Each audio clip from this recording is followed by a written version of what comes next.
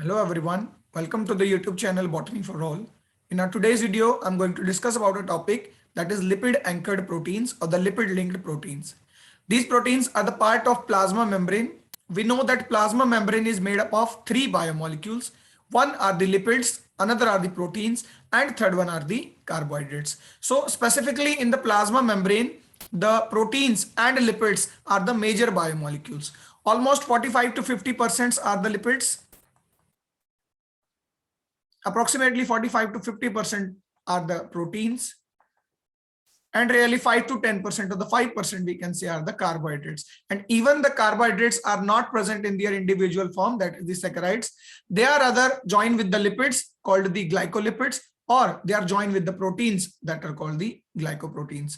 So carbohydrates are present in the minor amount, but lipids and proteins are present in the abundant amount. So lipids of the plasma membrane I have discussed briefly in the playlist, that is cell biology. In the upcoming videos, we are going to discuss them in detail also. Similarly, the proteins itself are of three types. One are the intrinsic protein, which are embedded throughout the plasma membrane.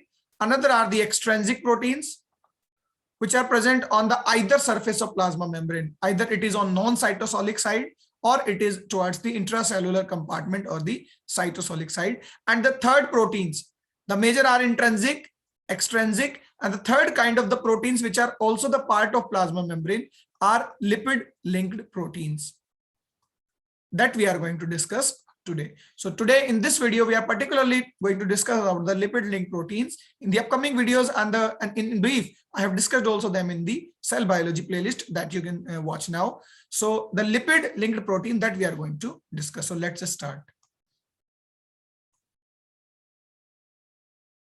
So as the name suggests, lipid anchored proteins or the lipid linked proteins are the proteins which are linked with the lipids.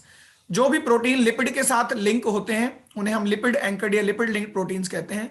Extrinsic proteins किसी भी cell के किसी भी surface पर, outer surface पर plasma membrane के या inner surface पर भी प्रोटीन्स होते हैं जिन्हें एक्सट्रिंसिक प्रोटीन कहा जाता है. Extrinsic protein non covalently attached होते हैं किसी दूसरे प्रोटीन पार्ट के साथ या लिपिड पार्ट के साथ. See, if the extrinsic protein is present on the surface of plasma membrane, we are talking about the extrinsic. So it have to be attached with the either the glycerol part or the head part of the plasma membrane और with the intrinsic protein part of the plasma membrane. तो surface protein जो होते हैं यानी कि extrinsic protein जो होते हैं वो non covalent attach होते हैं, जबकि लिपिड लिंक्ड प्रोटीन वो लिपिड के साथ लिंक ही है, बिकॉज बाई लेयर जो है ये लिपिड की तो बनी है. तो यहाँ जो लिपिड कंपोनेंट है चाहे किसी भी तरह के लिपिड हो उनके साथ जब कोवेलेंटली अटैच्ड होते हैं प्रोटीन्स तो उन्हें लिपिड लिंक्ड प्रोटीन कहा जाता है. This is a difference. Surface protein covalently attach नहीं होते यानी बहुत स्ट्रॉन्गर बॉन्ड नहीं होते, जबकि लिपिड एंकर्ड प्रोटीन में प्रोटीन पार्ट, बिकॉज है तो ये मेजरली प्रोटीन, बट जो प्रोटीन पार्ट है वो लिपिड के साथ लिंक है. तो ये तीसरे तरह का लिपिड बनाते हैं other than the intrinsic and extrinsic. तो एक्सट्रिंसिक और इंट्रिंसिक के अलावा थर्ड कैटेगरी जो है वो है lipid anchored protein. Lipid anchored protein जो है सेल मेम्ब्रेन में they can present on the either side of the cell membrane. Suppose this is the plasma membrane, the bilayer.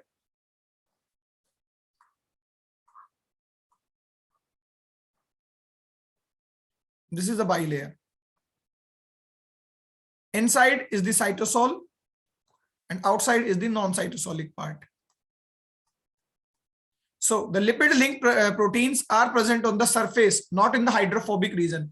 Hydrophobic region में present नहीं हो सकते, लेकिन surface पर on the either side इधर भी present हो सकते हैं और cytosolic side में भी present हो सकते हैं. So they may be present on both of the side. Lipid anchored protein are itself of three types. Lipid anchored protein जो लिपिड से एंकर्ड प्रोटीन है वो भी तीन तरह के हो सकते हैं. They may be prenylated proteins, they may be fatty acylated proteins and they may be GPI protein और the glycosyl phosphatidyl ethanol amine आइसोटोल, और we can say the glycosyl phosphatidyl inositol linked proteins. So तीन तरह के protein हो सकते हैं. ये डिपेंड करता है कैसे लिपिड कंपोनेंट से प्रोटीन जो है वो लिंक है. तो लिपिड के बेसिस पर, लिपिड कंपोनेंट के बेसिस पर थ्री टाइप्स के लिपिड एंकर्ड प्रोटीन है: prenylated, fatty acylated and glycosyl phosphatidyl inositol link protein, जिन्हें जीपीआई लिंक्ड कहा जाता है.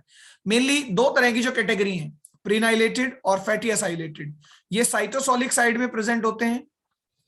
जस्ट हमने डिस्कस किया कि आइदर साइड में जो है लिपिड एंकर्ड प्रोटीन्स हो सकते हैं, उसमें से भी जो प्रीनाइलेटेड है या फैटी एसाइलेटेड है they are surely present on the cytosol side. Whereas GPI proteins जो glycosyl phosphatidyl inositol linked GPI linked proteins हैं वो ऑलवेज नॉन साइटोसोलिक साइड में होते हैं, they are always present towards the non cytosolic side. So this is an important concept that we can remember. So let's discuss these types also. तो lipid anchored protein जो खुद 3 तरह के होते हैं depending upon the lipids type of lipid. So firstly we will discuss the prenylated proteins. तो isoprene units जो होते हैं IPP unit are the precursor of many molecules even in the plants, like hormones like gibberellin and abscisic acid, and even the terpenes also, they are the derivatives of these IPP units that are the isoprene units. तो ये 5 carbon के compound होते हैं isoprene units. Isoprene units condense होकर further जो है derivative बनाते हैं, जैसे कि 10 कार्बन के डेरिवेटिव को जिरेनाइल पायरोफॉस्फेट कहते हैं. ये भी एक आइसोप्रीन यूनिट है जब इसमें 2 आइसोप्रीन यूनिट यानी 2 IPP कंडेंस हो चुके हैं. 15 कार्बन के आइसोप्रीन यूनिट्स को हम फर्नेसाइल कहते हैं, फर्नेसाइल यूनिट्स. और 20 कार्बन वाले को जिरेनाइल यानी GGPP. जिरेनाइल 10 कार्बन है और जिरेनाइल 20 कार्बन का आइसोप्रीन यूनिट है. तो जब आइसोप्रीन यूनिट जो है ये डेरिवेटिव होते हैं लिपिड्स के ही. तो जब लिपिड डेरिवेटिव आइसोप्रीन यूनिट्स के साथ कोई भी प्रोटीन लिंक हो तो उसे हम लिपिड लिंक प्रोटीन कहेंगे. और बेसिकली किस टाइप का लिपिड लिंक प्रोटीन कहेंगे, उसे हम प्रीनाइलेटेड प्रोटीन ही कहेंगे. IPP के और भी कॉम्प्लेक्स फॉर्म हो सकते हैं, बट जो प्रोटीन चूज करता है लिंक करना आइसोप्रीन यूनिट्स के साथ, तो मेनली वो 15 कार्बन यानी फर्नेसाइल आइसोप्रीन यूनिट या जिरेनाइल आइसोप्रीन यूनिट के साथ जो है वो लिंक करना पसंद करता है या लिंक्ड होता है. और स्पेसिफिकली जो प्रोटीन पार्ट का अमाइनो एसिड होंगे. अब देखिए प्रोटीन पार्ट जब लिंक होगा किसी भी लिपिड से, तो प्रोटीन में तो अमाइनो एसिड्स हैं, तो प्रोटीन में जो आपका सिस्टीन रेजिड्यू है C टर्मिनल के बिल्कुल पास जो भी सिस्टीन होगा, या तो बिल्कुल टर्मिनल पर या टर्मिनल के बिल्कुल पास जो भी सिस्टीन होगा C साइड, वो बाइंड करेगा किसके साथ, आइसोप्रीन यूनिट्स के साथ, और वो भी थियो ईथर बॉन्डिंग से. ठीक है. तो यहाँ 3 चीज हमें ध्यान रखनी है कि एक तो रेजिड्यूज कौन कौन से हैं. प्रोटीन का amino acid, specific amino acid है सिस्टीन जो है वो लिंक करेगा आइसोप्रीन यूनिट के CH2 ग्रुप के साथ और थियो ईथर बॉन्डिंग बनाएगा, C टर्मिनल पर बनाएगा. और वो जो सिस्टीन होगा वो बिल्कुल टर्मिनल भी हो सकता है या नियरेस्ट जो होगा C टर्मिनल के, उसके साथ बॉन्डिंग बनाएगा. We will see that how the bond will form.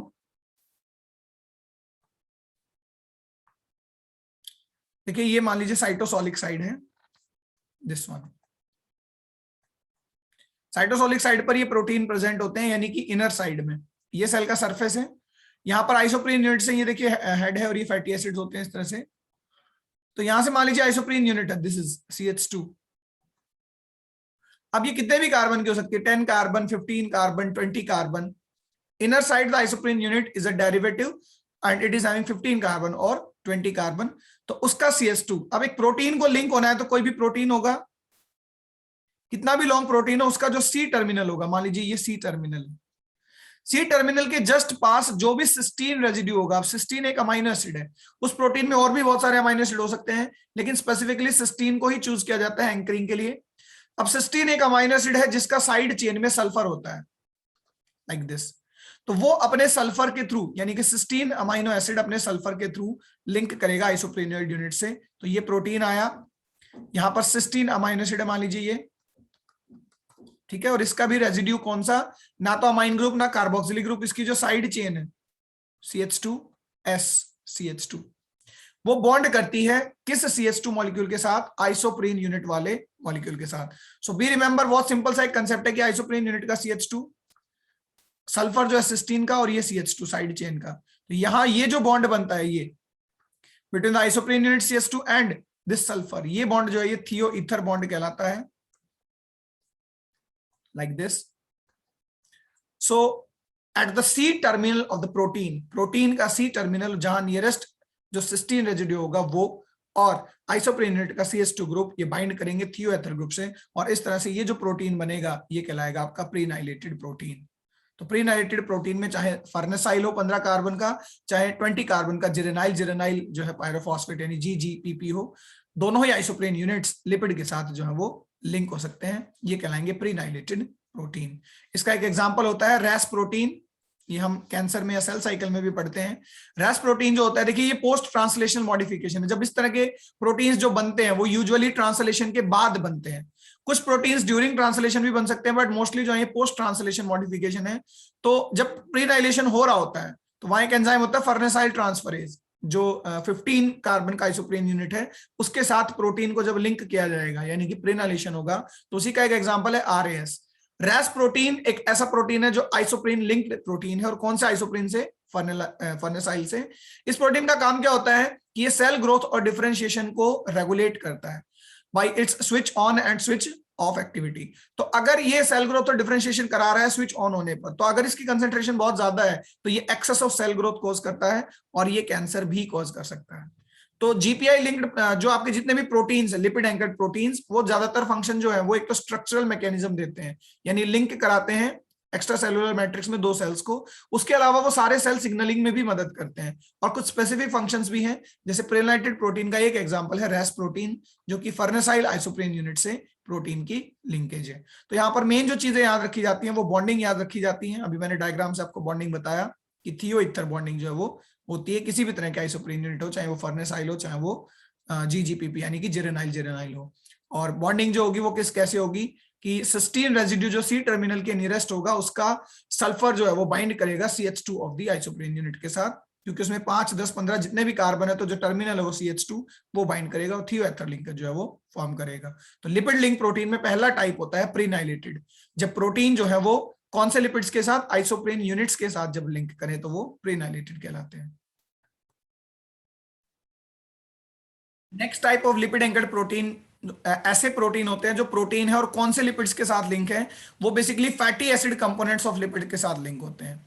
देखिए, किसी भी लिपिड को फॉर्म करने में मेजर कंपोनेंट फैटी एसिड्स ही होते हैं, ऑल्दो ये मोनोमर यूनिट नहीं है लिपिड्स के, but still they are the major components. तो स्पेसिफिकली फैटी एसिड तो बहुत सारे हो सकते हैं, बट दो फैटी एसिड्स को जो है ज्यादा पाए जाते हैं, पर्टिकुलरली कौन कौन से? मिरिस्टिक एसिड और पाल्मिटिक एसिड, दोनों ही सैचुरेटेड फैटी एसिड्स हैं। इन दो फैटी एसिड्स के साथ जब प्रोटीन लिंक होता है तो उन्हें हम फैटी एसाइलेटेड प्रोटीन कहते हैं, और किस बॉन्डिंग से? कोवेलेंट अटैचमेंट्स के थ्रू जो है वो लिंक होते हैं। यानी यहाँ आइसोप्रीन यूनिट से नहीं, यहाँ फैटी एसिड यूनिट से कोई भी प्रोटीन जब लिंक होगा तो वो लिपिड लिंक प्रोटीन कहलाएगा, और स्पेसिफिकली फैटी एसाइलेटेड प्रोटीन कहलाएगा। अब दो प्रोबेबिलिटी है, अगर फैटी एसिड जो है वो मेरिस्टिक एसिड हो, यानी एक 14 कार्बन का सैचुरेटेड फैटी एसिड है ये, जब मेरिस्टिक एसिड से अमाइनो एसिड यानी कि प्रोटीन जब लिंक होते हैं तो वो फॉर्म करते हैं आपका लिपिड लिंक प्रोटीन, जिसे हम मेरिस्टलाइजेशन प्रोटीन कहते हैं। ये भी एक पोस्ट ट्रांसलेशन मॉडिफिकेशन है और ये नॉन रिवर्सिबल मॉडिफिकेशन है, इसको रिवर्स नहीं किया जा सकता। हालांकि पाल्मिटिक एसिड का जब मॉडिफिकेशन होता है यानी पाल्मिटोसाइलेशन जब होता है तो वो रिवर्सिबल है, बट मेरिस्टिक एसिड के साथ प्रोटीन जब बन जाते हैं तो रिवर्सिबल इंटरेक्शन नहीं है। तो ये बॉन्डिंग कैसे होगी ये भी हम समझेंगे। स्पेसिफिकली देखिए, मेम्ब्रेन में ये भी साइटोसोलिक है, यानी है तो सरफेस लिंक्ड प्रोटीन ही है, लेकिन कौन से? Cytosol side. जो प्रीलाइलेटेड थे वो भी केवल साइटोसोल साइड या इंट्रासेलुलर ही होते हैं, यानी कि बाहर की तरफ ना तो प्रीलाइलेटेड पाए जाते हैं ना ही फैटी एसाइलेटेड पाए जाते हैं। तो देखिए, मेरिस्टिक एसिड कैसे लिंक होगा? मेरिस्टिक एसिड जो होता है वो, let me draw the diagram. मान लीजिए ये नॉन साइटोसोलिक, ये आपकी साइटोसोलिक साइड है, ये प्लाज्मा मेम्ब्रेन है। तो ऑलरेडी प्लाज्मा मेम्ब्रेन में फैटी एसिड तो है, यहां से वो फैटी एसिड जो है स्टार्ट होंगे। फैटी एसिड का टर्मिनल पोजीशन होती है कार्बोक्सिलिक ग्रुप। तो इस तरह से प्लाज्मा मेम्ब्रेन से फैटी एसिड का ये कार्बोक्सिलिक ग्रुप है, ओके। एंड प्रोटीन जब आकर लिंक करेगा कार्बोक्सिलिक ग्रुप पर तो वो भी अपने सी टर्मिनल साइड से, सॉरी एन टर्मिनल साइड से, let me correct myself, N terminal side पर जो लास्ट रेजिड्यू होगा वो ग्लाइसिन होगा। जो lipid link protein myristic acid से लिंक होते हैं, यहां देखिए फैटी एसिड है, कौन सा? मेरिस्टिक एसिड, 14 कार्बन का सैचुरेटेड फैटी एसिड है। तो यहां एन टर्मिनल पर जो ग्लाइसिन है उसका अमाइन ग्रुप, जो आपका अल्फा अमाइनो ग्रुप हम इसे कहेंगे, ये जो अमाइन ग्रुप है ये कार्बोक्सिलिक ग्रुप से क्या करेगा? लिंक करेगा। तो यहां पर NH2 है हमारे पास, एक H और एक OH, ये लिंक करके वाटर एलिमिनेट कर लेंगे और ये पेप्टाइड बॉन्ड फॉर्म कर लेंगे, कहां? नाइट्रोजन और कार्बन के बीच में, यहां पर। तो इस तरह से ग्लाइसिन जो है वो ना तो अपने कार्बोक्सिलिक ग्रुप से बाइंड कर रहा है ना वो अपनी साइड चेन से बाइंड कर रहा है। अमाइनो एसिड ग्लाइसिन जो एन टर्मिनल का, पीछे तो सारा प्रोटीन है, ठीक है, कितना भी लॉन्ग प्रोटीन हो सकता है, बट एन टर्मिनल की तरफ जो ग्लाइसिन रेजिड्यू है बिल्कुल टर्मिनल पोजीशन पर, उसका अमाइन ग्रुप इस कार्बोक्सिलिक ग्रुप के साथ क्या कर रहा है? लिंक कर रहा है और अमाइड बॉन्ड फॉर्म कर रहा है। तो प्रीनाइलेटेड में थियो ईथर बॉन्डिंग बनती थी, फैटी एसाइलेटेड में मिरिस्टिक एसिड में स्पेसिफिकली अमाइड बॉन्डिंग बनती है। ओके, अगर यही कंपोनेंट जो इस तरह से प्लाज्मा मेम्ब्रेन है, इधर साइटोसोल है, अगर फैटी एसिड 16 कार्बन का हो और पाल्मिटिक एसिड हो तो अमाइड बॉन्डिंग नहीं बनेगी। वहां पर जो बॉन्डिंग बनेगी वो थियोएस्टर बॉन्डिंग बनेगी, क्योंकि सल्फर रेजिड्यू को चूज किया जाएगा। अब देखिए, इधर कोई भी प्रोटीन रहे वो इधर कार्बोक्सिलिक ग्रुप से ही बाइंड करेगा, तो आइदर साइड यहां पर सी टर्मिनल स्पेसिफिक नहीं है। प्रीलाइलेटेड में भी सी टर्मिनल स्पेसिफिक था, और जो है यहां पर एन टर्मिनल स्पेसिफिक था जब हमने मिरिस्टिक एसिड देखा। बट पाल्मिटिक एसिड के केस में चाहे एन टर्मिनल हो चाहे सी टर्मिनल हो, ठीक है, किसी भी टर्मिनल पर जो नियरेस्ट सिस्टीन होगा। अब सिस्टीन अनदर एक एग्जांपल है सल्फर कंटेनिंग अमाइनो एसिड का ही, तो यहां पर दोबारा से सिस्टीन जो है उसका साइड चेन बाइंड करेगा। यहां पर देखिए अमाइन ग्रुप बाइंड किया था, ध्यान रहे, अगर कहीं कंफ्यूजन होता है तो आप रिवर्स करके वीडियो देख सकते हैं।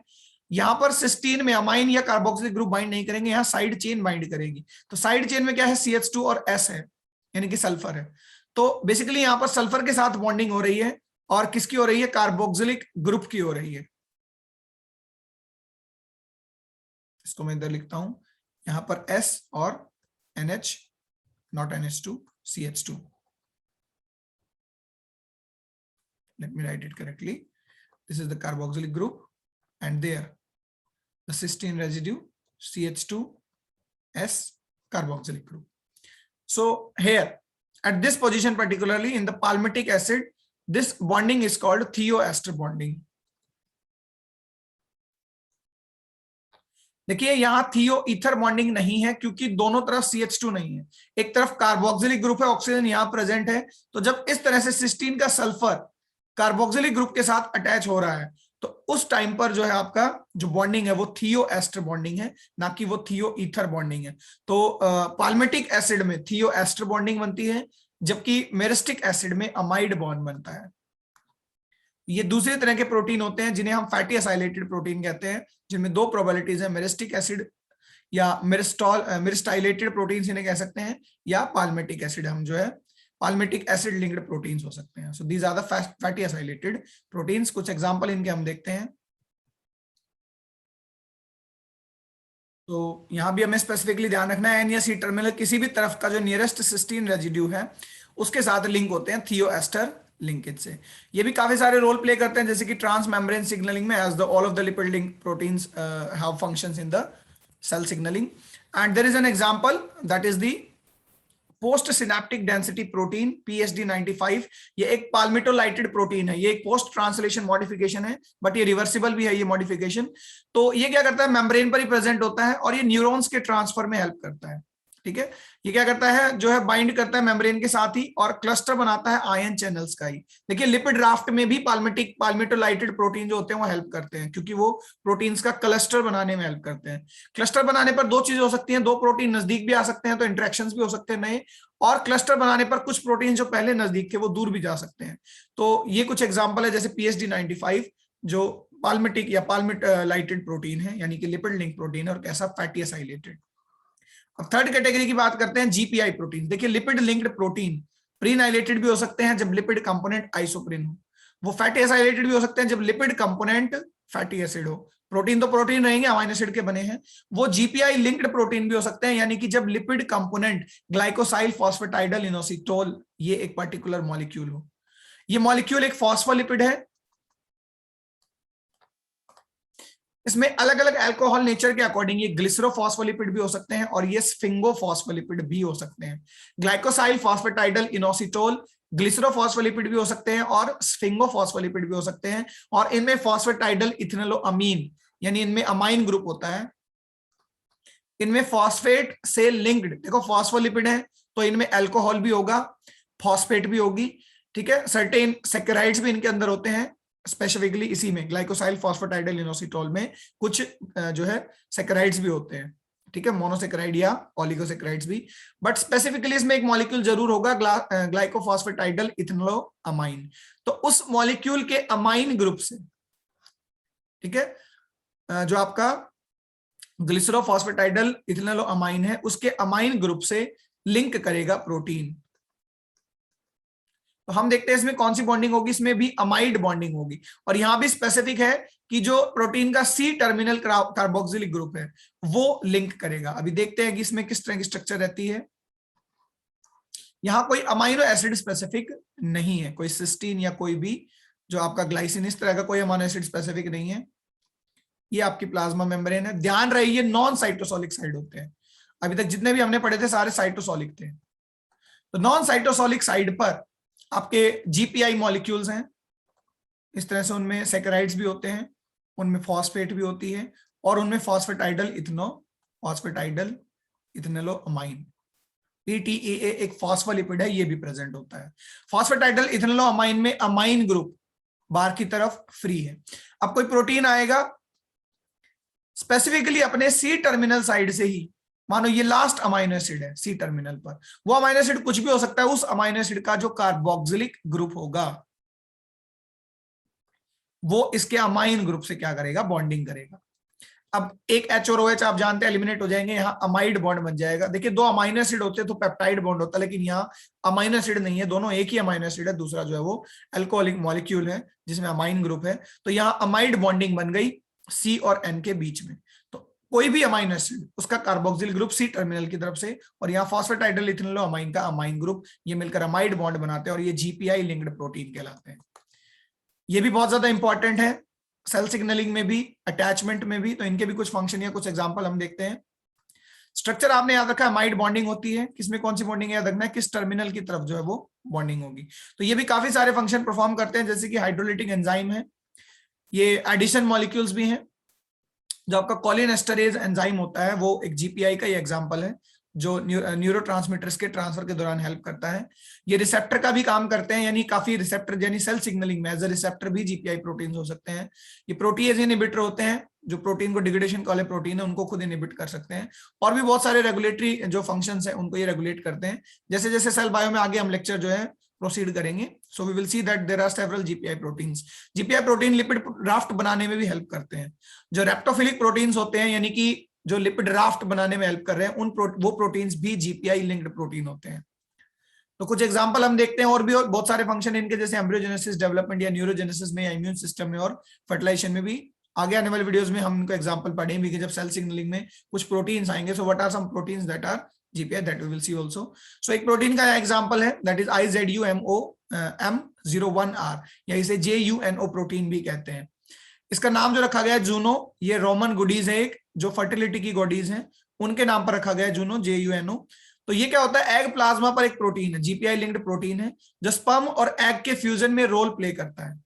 जैसे ये प्रोटीन रिलीज किया जाता है तो ये अलाउ नहीं करता स्पर्म को फ्यूज करने के लिए। तो जैसे ही एक स्पर्म ने आकर फ्यूज कर दिया तो जीपीआई प्रोटीन जूनो ये एक्टिवेट हो जाएगा और ये बाकी स्पर्म्स को आने से जो है प्रिवेंट करेगा, ताकि पॉलीस्पर्मी जो है वो ब्लॉक की जा सके। तो ये एक एग्जांपल है जूनो, जो है आपका glycosyl phosphatidyl inositol linked proteins का। So basically lipid anchored proteins are of the 3 types. जब वो आइसोप्रेन यूनिट से लिंक है तो आइसोप्रेनाइलेटेड, जब वो फैटी एसाइलेटेड यानी फैटी एसिड से लिंक है तो वो फैटी एसाइलेटेड, और जब वो जीपीआई से लिंक है तो वो GPI linked anchored proteins कहलाते हैं. So these were the lipid anchored proteins which are the major component, which are not the major actually, but which are the components of the plasma membrane or the membrane proteins.